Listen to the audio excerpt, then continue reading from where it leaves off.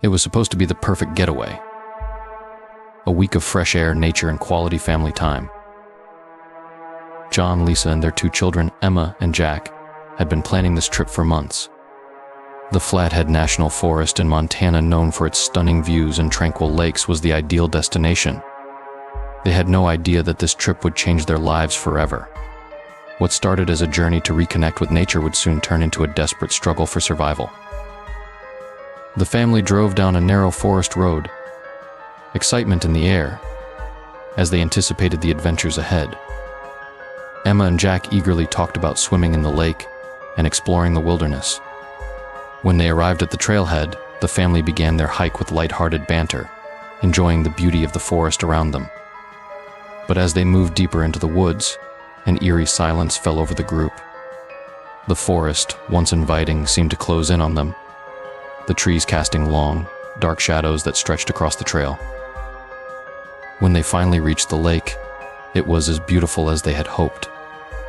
The water was still and reflective, like a sheet of glass.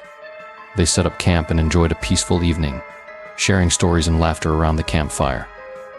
But as night fell, an unspoken tension filled the air. The forest, now cloaked in darkness, seemed to watch them with unseen eyes. The family settled into their tent for the night, but sleep did not come easily. As midnight approached, Emma woke to the sound of something outside the tent, a faint, rhythmic crunching, like footsteps on dry leaves. She whispered to her parents, and though John dismissed it as an animal, the family lay awake, listening intently. The footsteps stopped, and an oppressive silence filled the tent. Lisa, unable to shake her unease, heard what sounded like distant whispering, though John assured her it was nothing. The whispering grew louder, more distinct, as if multiple voices were speaking at once, just beyond their hearing. The sense of being watched was overwhelming, but the family remained huddled together, too afraid to move.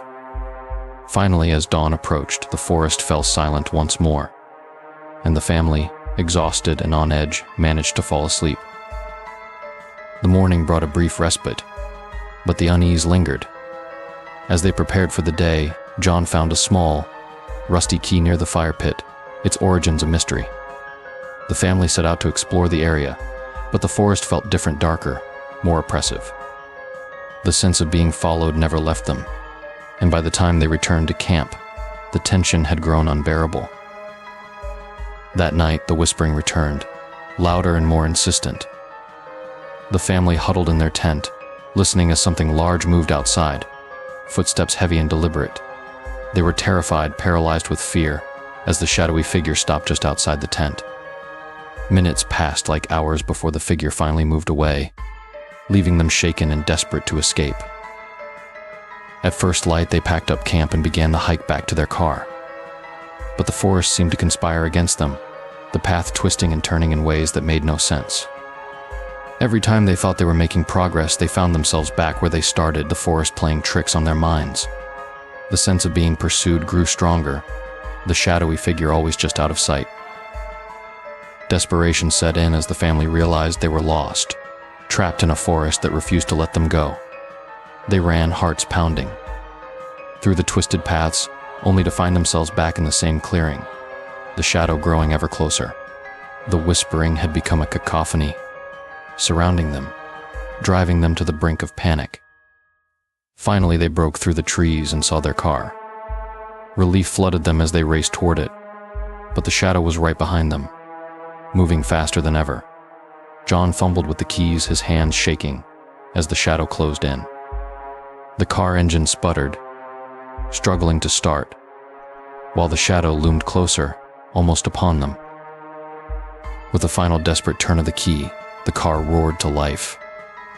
The family sped down the rough path, the shadowy figure in pursuit.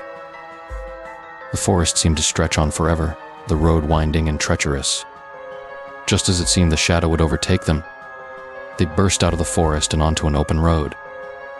The sunlight flooded the scene, and the shadow halted at the edge of the trees, unable to follow them into the light. They had escaped, but the memory of what they had encountered in the forest would haunt them forever. The forest had let them go, but it had marked them, leaving a part of itself in their minds, a shadow that would never truly fade. The family drove in silence, shaken but alive, knowing they would never speak of what happened in the forest and never return to that place. The nightmare was over, but the darkness of the forest would stay with them, a reminder that some places are better left undisturbed.